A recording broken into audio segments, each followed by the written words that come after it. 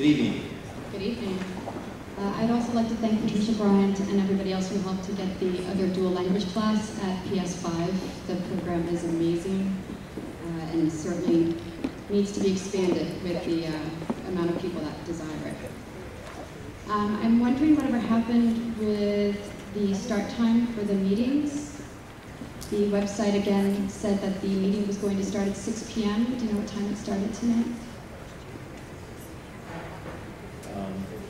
We started about maybe quarter after. I think it was like 6:30.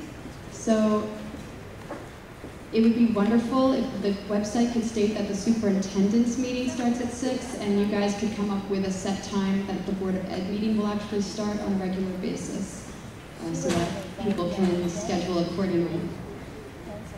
Videotaping the meetings. I do think that these meetings should be publicly seen on televised JCTV, especially if we're going to have the cameras already set up here filming the superintendent's report. It's legit. I'd like to know if you're going to add the half day that these schools took off last week onto Thursday's half day coming up next week.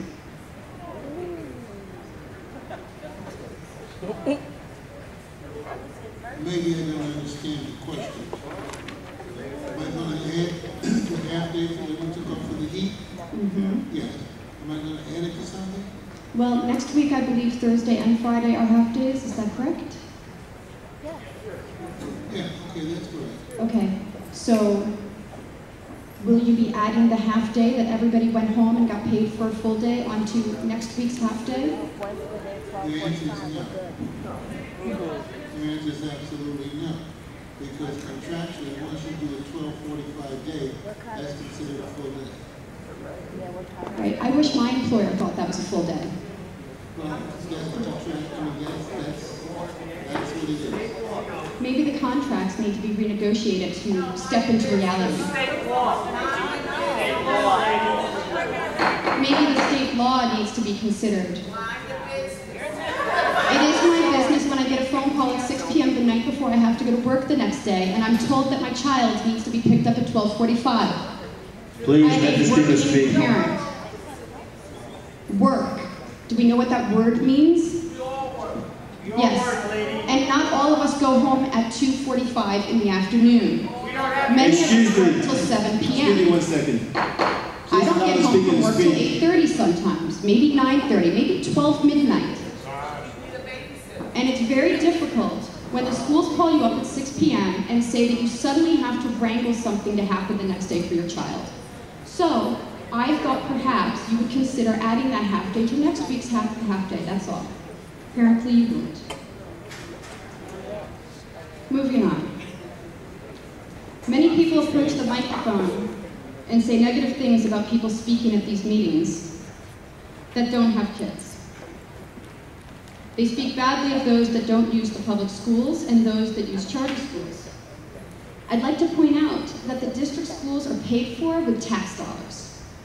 One does not need to have children, or have children in public schools, or have children in district public schools to come to this microphone and have their voice be heard.